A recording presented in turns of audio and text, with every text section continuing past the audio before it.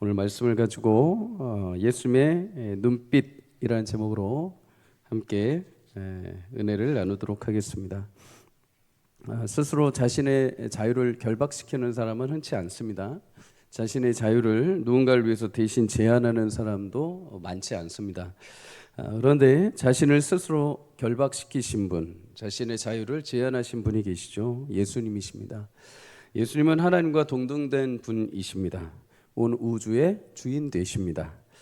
그런 주님이 스스로 자신을 묶으십니다. 결박하셨습니다.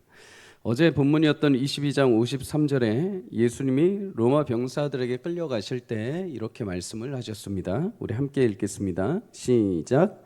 내가 날마다 너희와 함께 성전에 있을 때에 내게 손을 대지 아니하였도다. 그러나 이제는 너희의 때요 어둠의 권세로라 하시더라. 아멘. 예수님은 예루살렘과 사마리아 그리고 유대 지역을 굉장히 자주 왔다 갔다 하셨습니다. 그런데 그동안에 단 한 번도 대제사장이나 서기관이나 병사들이 예수님을 잡은 적이 단 한 번도 없었습니다. 잡으려 해도 잡을 수 없고 가두려 해도 예수님을 절대 가둘 수 없는 분이었습니다. 누가복음 4장에 보면 예수님이 회당에서 제자들을 또 많은 유대인들을 가르치실 때 회당에 있던 많은 사람들이 분노하게 됩니다. 그 놀라운 가르침과 또 자신들을 향한 귀한 질타를 통해서 질투하고 분노하게 되죠. 그런데 이때 4장 30절에 보면 예수께서 그들 가운데로 지나가셨다라고 말씀합니다.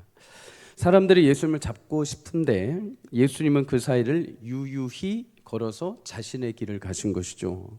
그 이유는 요한복음 7장 30절에 말합니다. 그들이 예수를 잡고자 하나 손을 대는 자가 없으니 이는 그의 때가 아직 이르지 아니하였음이로라. 아직 예수님이 십자가에 오르실 때가 되지 않은 것이죠. 예수님이 아직 그의 생명을, 그의 붙잡으심을 허락하지 않으신 것입니다.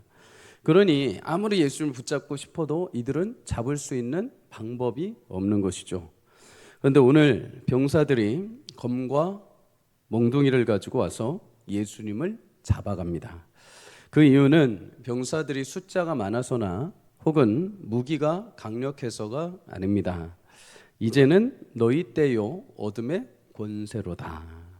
예수님을 죽이고자 하는 그 자들의 계략과 그들의 손에 예수님이 자신을 내어주신 것이죠. 그래서 54절에 보면 예수님을 잡아 끌고 갔다라고 말합니다. 단 한 번도 성경은 예수님이 잡혔다거나 끌려가셨다는 말을 한 번도 해본 적이 없습니다. 그러나 예수님이 오늘 자신을 내어주심으로 병사들이 예수님을 잡아 끌고 갔다. 예수님 손도 대지 못하던 자들이 예수님께 손을 대고 체포하여 갔다라는 것이죠. 요한복음 18장 21절에 이 말을 결박하여 갔다 이렇게 말씀을 합니다. 이 결박은 어쩔 수 없는 결박이 아니라 주권자 되신 하나님의 계획을 따라 예수님이 자신을 스스로 결박하신 것입니다. 그러면 여러분 도대체 예수님은 이 결박은 누구를 위한 묶임이고 누구를 위한 결박이었을까요? 아프리카 동물이 나오는 방송 프로를 잠시 본 적이 있습니다.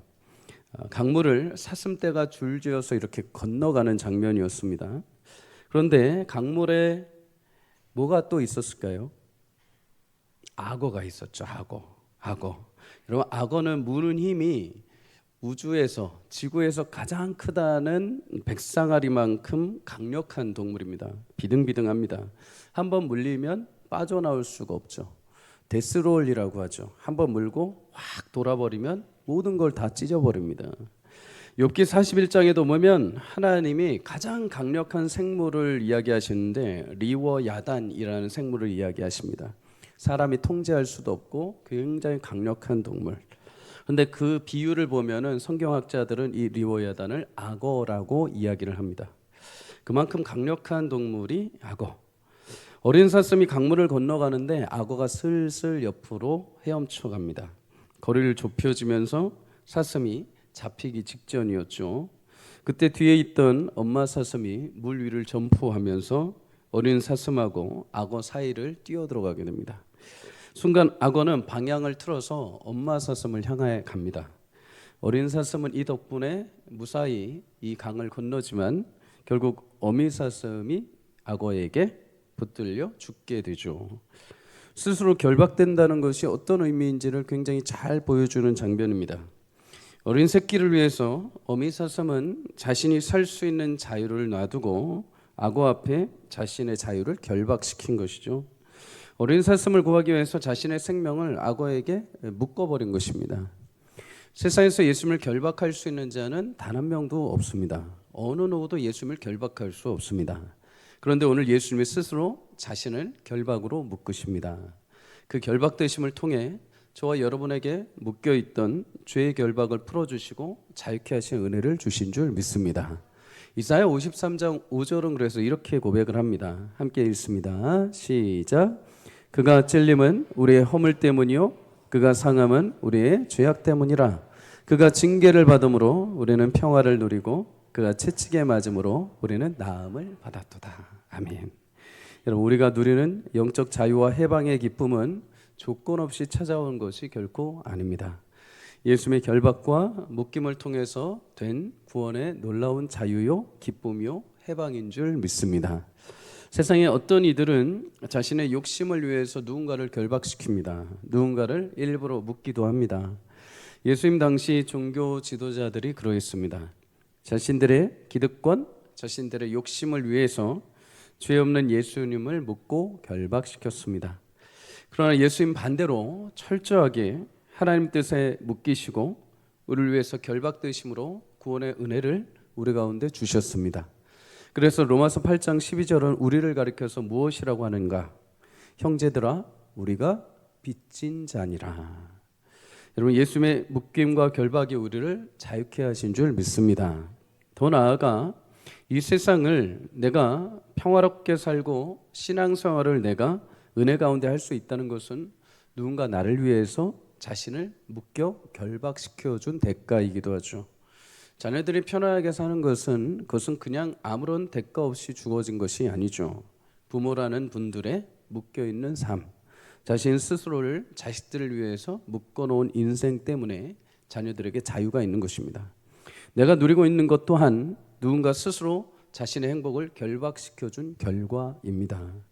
여러분, 예수님이 나를 위해 스스로 묶이시고 내가 참 자유와 행복을 누리게 된 것처럼 우리 또한 하나님의 뜻을 따라 나를 묶어 교회와 세상 속에 누군가에게 자유함을 주는 하나님의 귀한 은혜 전달자들이 될 수 있기를 주의 이름으로 간절히 축복합니다. 여러분, 예수님은 스스로 묶이고 결박되셔서 제사장의 집에 끌려가십니다. 스가랴 13장 7절에 목자를 치면 양이 흩어지리라 라는 예언의 말씀처럼 예수님 붙잡히시자마자 모든 제자들이 다 뿔뿔이 흩어져 버립니다. 이때 유일하게 베드로만이 멀리서 뒤에서 예수님을 아주 조심스럽게 쫓아갑니다. 예수님 붙잡히자마자 도망갔던 베드로, 그는 왜 자신의 길을 가지 않고 다시 돌아와서 예수님의 뒤를 조용히 쫓아갔을까요? 마태복음 26장 58절에 보면 베드로가 대제사장의 집 뜰까지 가서 그 결말을 보려고 안에 들어갔다라고 말합니다. 여러분, 베드로의 성격을 보면 충분히 그러했을 거라고 짐작할 수 있죠. 베드로는 굉장히 솔직하고 충성도가 높았던 제자입니다. 계산하지 않습니다. 그의 믿음, 열정 굉장히 단순하면서 굉장히 뜨겁습니다. 뭐든지 분명히 하고 싶고 굉장히 확실히 하고 싶어 했던 사람입니다. 마태복음 14장에 보면 무리를 걸어오시는 예수님을 향해서 모든 제자가 유령이다라고 두려워 떨 때 베드로 명확하게 예수님한테 요청합니다. 당신이 예수님이시라면 저를 물 위에 걷게 해주십시오. 여러분, 그래서 잠시나마이지만 물 위를 인생 가운데 유일하게 걸었던 자가 바로 베드로입니다. 예수님이 십자가 죽으심을 이야기할 때 내가 죽을지언정 주를 부인하지 않겠습니다 라고 할 정도로 예수님을 향해서 굉장히 뜨거운 열정이 있던 사람. 예수님 붙잡혀 가실 때 칼을 빼내어서 대제사장의 종의 귀를 내어칠 정도로 단순하면서도 굉장히 확실했던 사람이 바로 베드로입니다. 여러분, 그러니 베드로 지금 예수님이 순순히 잡혀가시는 모습을 보면서 굉장히 이 상황이 이해가 되지 않았을 것입니다. 정말 그런가? 정말 내가 믿었던 예수님이 이렇게 무기력하게 잡혀가셔야 하는 분인가? 설마 아니겠지. 작은 소망을 가지고 베드로 예수님 뒤를 따라 조용히 그 결과를 보려고 간 것이죠. 그렇게 베드로 대제사장의 집들 안까지 들어갑니다. 그런데 여러분, 이때도 베드로의 성격이 그대로 묻어나게 됩니다. 저 같았으면 방금 전에 제자들까지 막 위험에 처했는데, 그러면 조용히 몰래 들어가서 저 구석에 조용히 가만히 숨죽이고 있을 텐데, 베드로 형님 그렇게 안 하십니다. 오늘 55절에 어떻게 합니까? 뜰 가운데 피워놓은 불 자리 가운데 하인들하고 같이 앉아 있습니다. 굉장히 솔직하죠. 대범합니다. 요한복음 18장 18절에 보면 그때가 추운 거로 종과 아랫사람들이 불을 피웠다라고 말합니다. 밤 새벽 시간에 날씨가 굉장히 추웠던 거죠. 베드로는 하인들이 불 지펴 놓은 그 자리에 같이 앉아서 몸을 녹이고 있었습니다. 물론 추워서 그랬다는 거 조금 이해는 됩니다. 그래도 몸을 녹일 거면 조금 이렇게 얼굴을 옷으로 좀 가리든지, 방금 전에 위험에 처했던 자가 대범하게 그냥 아무렇지 않게 불빛 가운데 자신의 얼굴을 녹이고 있습니다. 그런데 56절에 베드로 불빛을 향하여 앉은 일로 인하여서 그에게 위험이 찾아오게 됩니다. 그때 한 여종이 그에게 찾아오죠. 56절과 57절을 함께 읽습니다. 시작. 한 여종이 베드로의 불빛을 향하여 앉은 것을 보고 주목하여 이르되 이 사람도 그와 함께 있었느니라 하니, 베드로가 부인하여 이르되 이 여자여 내가 그를 알지 못하노라 하더라. 아멘. 자신의 몸을 녹여주었던 그 불빛, 베드로의 마음과 영혼까지 녹여주지 못했습니다. 불빛에 베드로의 얼굴이 비추자 대제사장의 집 하인 중 하나였던 여종이 베드로를 알아보고 추궁하기 시작을 한 거죠. 베드로 놀란 나머지 예수님을 부인하게 됩니다. 그런데 그의 위기는 여기서 멈추지 않죠. 조금 후에 다른 사람이 베드로를 또 다시 찾아와서 추궁하기 시작을 합니다. 너도 그 도당 곧 한패가 아니냐? 베드로 두 번째 부인을 합니다. 나는 아니로다. 여러분, 두 번째까지 부인했을 때 베드로의 마음이 어떠했을까요? 실패를 여러분 한번 경험하면 대수롭지 않게 이겨낼 수 있습니다. 그런데 똑같은 실패를 반복하여 경험했을 때 그 반복되는 실패에서 헤어나는 것은 몇 배 더 수고와 노력이 필요합니다. 베드로 호언장담했습니다. 절대 배신하지 않겠습니다. 그러나 이 고백을 한 몇 시간 후에, 몇 분도 되지 않아서 그는 두 번의 실패를 연이어서 경험하게 됩니다. 그리고 마지막으로 그의 실패를 최종적으로 마무리 짓는 한 사람의 질문이 또 찾아오죠. 59절에 그는 이렇게 말합니다. 한 시간쯤 있다가 또 한 사람이 장담하여 이르되 이는 갈릴리 사람이니 참으로 그와 함께 있었느니라. 여러분, 이 사람은 베드로가 예수님의 제자다라고 장담했다라고 말합니다. 요한복음 18장 26절에 보면 이 사람은 베드로가 칼로 귀를 내쳤던 대제사장의 종의 친척이다라고 말하죠. 물론 예수님이 그 대제사장의 종의 귀를 바로 손대셔서 치유를 해주셨습니다. 그럼에도 자기 친척의 귀를 내어친 예수님의 제자를 밝히기 위해서 그의 마음은 혈안이 되어 있었을 것입니다. 제자 중 한 놈만 잡히면 누가 내리쳤는지 분명히 발견해낼 수 있었기 때문이죠. 분명히 이 자리에 와 있는 베드로가 의심은 가는데 자꾸만 부인을 하니까 기회를 계속 엿보고 있었습니다. 그리고 한 시간쯤 있다가 베드로가 예수님의 제자요, 예수님과 함께 갈릴리 지방 출신이라는 것을 확신하게 되죠. 그럼 여러분, 이 사람은 도대체 베드로가 예수님의 제자라는 것을 어떻게 알고 장담을 했을까요? 마태복음 26장 73절에 보면 그가 이렇게 말합니다.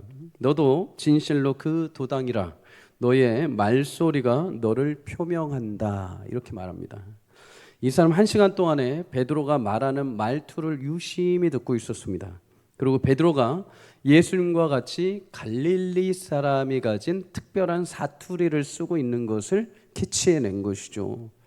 결국 베드로는 마지막으로 돌아올 수 없는 강을 건너게 됩니다. 아니다, 나는 네가 하는 말 알지 못한다. 여러분, 그토록 바라던 예수님을 따라가겠다던 그 다짐과 믿음과 확신이 완전한 실패로 끝이 나버리게 됩니다. 우리 여기서 종들과 예수님을 통해서 각각 주시는 은혜를 발견할 수 있습니다. 여러분, 베드로는 3년간 따스한 햇빛보다도 찬란했던 예수님의 빛 가운데 함께 거했습니다. 한 번도 예수님과 함께 있으면서 고발을 당하거나 한 번도 정죄를 당하거나 심지어 차가운 눈빛으로 외면받은 적도 단 한 번도 없습니다. 그런데 예수님 곁을 떠나서 세상의 불빛 아래로 들어갔을 때 세상은 예수님과 완전히 다른 눈빛으로 베드로를 쳐다보았습니다. 그 눈빛은 베드로를 향한 정죄의 눈빛이고 의심의 눈빛이고 비난의 눈빛이었습니다. 처음 당해보는 그 경멸의 눈빛에 베드로가 할 수 있었던 것이 무엇이었을까요? 아무것도 없습니다. 그죠? 부인하는 것밖에, 그죠? 외면하는 것밖에 없었습니다. 그런데 자신의 힘으로 애써 부인하면 부인할수록 베드로는 무엇을 경험합니까? 실패를 경험합니다. 헤어나올 수 없는 실패의 늪에 계속 빠져들어간 것이죠. 만약 그때 베드로가 그냥 그 자리를 박차고 나왔다 하더라도 베드로 평생의 꼬리표가 따라붙었을 것입니다. 너 거기서 예수님 모른다고 했다며.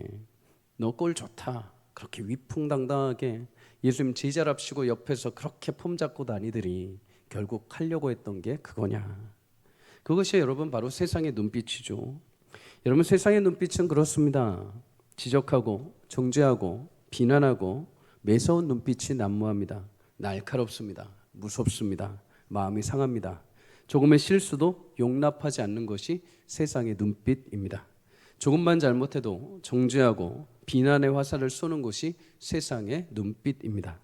그런데 여러분, 세상의 눈빛과는 전혀 다른 눈빛으로 쳐다보신 분, 세상에 저런 다른 눈빛으로 베드로를 바라보신 분이 계십니다. 마지막 끝까지 예수님이 그렇게 베드로를 바라봐 주시죠. 61절과 62절에 이렇게 고백을 합니다. 함께 읽습니다. 시작. 주께서 돌이켜 베드로를 보시니 베드로가 주의 말씀 곧 오늘 닭 울기 전에 내가 3번 나를 부인하리라 하심이 생각나서 밖에 나가서 심히 통곡하니라. 아멘. 여러분, 베드로는 닭이 울어서 밖에 나간 것이 아닙니다. 닭이 울어서 예수의 말씀이 떠올라서 통곡하러 나간 것이 아닙니다. 오늘 말씀은 명확하게 우리 가운데 증거해 주십니다. 주께서 돌이켜 베드로를 보셨다. 베드로를 보셨을 때, 베드로가 예수님과 눈이 마주쳤을 때 주의 말씀이 떠오른 것입니다. 실패로 난감한 가운데 있던 베드로, 주위의 많은 세상 사람들의 차가운 눈빛 가운데 어쩔 수 없이 실패 속에 무너져 있을 때 도대체 자기가 이 상황에서 무슨 말을 해야 되고 어떻게 할지 모르는 그 상황에 있을 때 예수님은 자신이 결박되신 그 현실 가운데서도 유일하게 살아있던 제자를 향해서 고개를 돌려주셨습니다. 그리고 베드로를 끝까지 바라보셨죠. 베드로 그 예수님의 눈빛을 보자마자 주의 말씀이 떠오르기 시작했습니다. 네가 닭 울기 전에 나를 3번 모른다 부인하리라. 이 말씀 떠올라 밖에 나가서 심히 통곡하고 회개하게 되죠. 여러분, 베드로가 예수님의 눈빛과 마주쳤을 때 여러분 어떤 마음이 들었을까요? 성경에 보면 가장 가슴 아프고 애잔한 부분이 바로 이 장면이죠. 그토록 사랑했던 예수님을 눈앞에서 모른다고 배반했을 때 그 사랑하는 주님과 눈이 마주친 현장, 아마 말로 형용할 수 없을 정도였을 것입니다. 그렇게 장담했건만 결국 부인하고 실패한 현실로 인한 미안한 마음, 죄송한 마음, 그럼에도 자신의 주위에 그 냉혹한 차가운 시선과는 달리 여전히 자신을 향해서 따스한 눈빛을 보내주시는 그 주님을 보고 베드로는 주의 말씀이 생각나서 통곡할 수밖에 없던 것이죠. 여러분, 분명 베드로는 그 전에도 주님의 눈빛을 많이 봤었습니다. 3년 동안 누구보다도 예수님 옆에서 대화하고 예수님과 눈빛으로 교제했던 자가 베드로입니다. 가장 근접해서 많이 예수님과 눈빛을 교제했던 자. 그런데 그 전에는 여러분 그렇게 많이 예수님의 눈빛을 보았음에도 불구하고 베드로 깨닫지 못했습니다. 눈물 흘린 적이 없습니다. 통곡한 적도 없습니다. 그 눈빛 안에 담긴 예수님의 진정한 마음을 그 전까지는 깨닫지 못했습니다. 그런데 여러분, 언제 그 눈빛에 담긴 마음을 깨닫게 됩니까? 자신이 실패한 이후에, 무너진 이후에 예수님의 눈빛을 바라보았을 때 그 안에 지금까지 담겨있던 예수님의 사랑하심, 그 위로하심, 자신을 위했던 그 마음이 깨닫게 되어진 거죠. 괜찮다, 내가 다 알고 있다. 괜찮다, 지금은 그렇지만 반드시 돌이킨 후에 너 그때 가서 꼭 형제들과 너가 굳건하게 서기를 내가 기도한다. 베드로가 세상의 매서운 눈빛에 실패했을 때, 실패하고 난 이후에 진정 주님의 마음이 담긴 그 눈빛의 의미를 깨닫게 된 것입니다. 어린 시절 살아오면서 제가 굉장히 신기했던 것들이 몇 가지가 있습니다. 그 중에 딱 하나는 어머니의 눈빛이 굉장히 저는 신기했습니다. 우리 어머니들도 아시겠지만 자녀들이 이렇게 학교 갔다 오거나 아니면 회사에 다녀오거나 이렇게 하면 어머니들은 말하지 않았는데 딱 그 눈빛만 봐도 다 압니다. 신기하죠. 어린 시절 학교에서 무슨 일 있어서 딱 집에 오면 어머니가 딱 합니다. 그래서 맛있는 걸 해주려고 합니다. 뭔 일 있었어? 괜찮아. 사역을 하면서 전도 사역하고 강도 사역하면서 딱 왔을 때 뭔가 피곤한 일 있고 힘든 일 있으면 괜찮아, 주님께서 다 하실 거야. 신기하게 잘 하십니다. 근데 그때는 저는 몰랐습니다. 그냥 대충 눈썰미가 있으신가 보다. 자식이니까 다 알겠지. 근데 제가 요즘에는 알 것 같습니다. 왜요? 그 눈빛이 담긴 의미가 뭔지 알 것 같습니다. 왜 그럴까요? 저도 살아가면서 실패를 경험해 봤거든요. 저도 살아가면서 실수를 경험해 봤거든요. 그러니까 그 눈빛에 담겼던 의미가 이제는 뭔지 조금 알 것 같습니다. 실패가 있고 실수가 있고 이렇게 해도 괜찮다라는 것이죠. 그게 우리 인생이고 그게 우리 삶이라는 것이죠. 예수님 베드로 바라봤을 때 무엇을 원하셨을까요? 너 왜 그랬어? 너 그렇게까지 장담했는데 왜 그 모양이야? 아니요, 괜찮다. 내가 그걸 위해 왔다. 내가 너의 실패를 위해, 너의 실수를 위해, 너의 자괴감을 위해서 내가 이 땅에 온 것이다. 괜찮다. 여러분, 일본의 노벨 문학상 후보였던 엔도 사쿠라는 분의 역사를 기반으로, 실화를 기반으로 한 소설 침묵이라는 소설이 있습니다. 17세기 일본 정부 로마 카톨릭과 기독교를 박해하던 시기에 포르투갈 로드리고 신부가 일본에 몰래 잠입을 합니다. 그래서 기존에 있던 성도들을 도와주죠. 그런데 이내 발각이 됩니다. 그래서 일본에서 그를 향해서 배교할 것을 명령합니다. 근데 이 신부님 배교를 강요당하지만 배교할 수가 없죠. 당시의 배교 방법은 예수의 상을 바닥에 놓고 예수의 상을 밟고 지나가는 것입니다. 당시에 로마 카톨릭은 배교 중에 배교라고 하는 것은 예수의 상을 밟고 지나가는 것. 우리는 그렇지 않지만 당시에 카톨릭은 예수의 상 자체도 예수님이라고 인정을 했기 때문이죠. 그걸 밟고 지나가면 내가 예수를 밟고 지나가는 것이 됩니다. 그래서 나는 배교할 수 없다, 버틴 것이죠. 하지만 로드리고 신부가 이렇게 배교를 하지 않자 신자들을 끔찍한 방법으로 고문을 하기 시작을 했습니다. 뜨거운 온천수로 그들을 지지기도 하고 칼로 죽이기도 하고. 로드리고 신부는 예수님의 상을 앞에 두고 고민할 수밖에 없었습니다. 자신의 구원을 생각하면 신자들이 고통받다 죽게 되고 자신의 구원을 포기해야만 신자들이 살 수 있던 것입니다. 이런 고민이 깊어질 때 로드리고 신부가 예수의 상 바닥에 쳐 있는 예수의 상을 딱 바라보고 있을 때 예수님의 마음속에 이런 마음을 주십니다. 밟아도 좋다. 나는 너희에게 밟히기 위해 이 세상에 태어났고 너희 아픔을 나누기 위해 내가 십자가를 짊어졌다. 로드리고 신부는 예수님의 상을 밟지 않는 것이 예수님의 뜻인 줄 알았는데 예수님의 뜻은 신부가 자신의 얼굴을 밟고 지나가는 것이었습니다. 예수님 제자로 부름받은 자들에게 원하는 것은 실패하지 않거나 실수하지 않는 것이 아니라 예수님이 나의 실패와 실수를 위해 오셨고 죽으셨음을 믿고 흔들리지 않고 구원의 길을 걸어가는 것입니다. 사랑하는 여러분, 베드로에게 통곡과 눈물의 회개를 불러일으킨 것은 한 여종 눈빛의 추궁도 아닙니다. 다른 두 사람의 눈빛도 아닙니다. 세상의 차가운 눈빛이 베드로의 마음을 울린 것 아닙니다. 그저 자신이 배반했던 예수님의 따스한 그 눈빛, 늘 변함없이 자신을 바라보셨던 그 눈빛이 베드로의 마음을 움직이고 마침내 그의 잘못된 길을 돌이키고 통회하고 회복하고 회개하는 길로 인도해 주셨습니다. 그리고 그날의 실수가 베드로로 하여금 많은 사역에 있어서 겸손하게 하고 수많은 이방인들과 유대인들을 전도할 때 겸손하게 그들의 실패를 이해하고 보도모 않을 수 있는 귀한 밑거름이 되었던 것이죠. 여러분, 우리도 늘 실패의 연속인 삶을 살 때가 있습니다. 왜 그랬지? 그러지 말았어야 되는데. 오늘 또 실패했네. 차가운 세상의 눈빛은 그 실패를 이해해 주지 않습니다. 차가운 세상의 눈빛은 그걸 오히려 경멸하고 싫어하죠. 그러나 여러분, 늘 하염없이 변함없이 예수님의 따스한 눈빛이 여러분과 함께 하시는 것을 기억하시기를 축복합니다. 내가 안다. 그 실패를 다 안다. 괜찮다. 무너져도 괜찮다. 그 마음 내가 안다. 내가 그거 위해서 왔다. 그리고 내가 십자가 위해서 내가 다 감당했다. 그러니 걱정하지 마라. 여러분, 이것이 베드로를 향한 예수님의 참된 눈빛이셨습니다. 여러분, 그런 주님의 눈빛과 은혜가 여러분 오늘 삶 가운데 비춰지기를 주의 이름으로 축복합니다. 실패 가운데, 좌절 가운데 나의 연약함 때문에 무너져 계십니까? 고난중간 다시 한번 예수님의 그 십자가의 그 은혜의 빛이 여러분 가운데 비치기를 주의 이름으로 축복합니다. 그리고 다시 용기를 내십시오. 내가 안다. 다시 일어나거라. 돌이킨 후에 너는 많은 이들을 굳건하게 하거라. 그런 은혜의 말씀이 우리의 약속의 말씀이 되시기를, 또 그런 은혜의 빛이 여러분 오늘 하루의 삶이 되시기를 주의 이름으로 간절히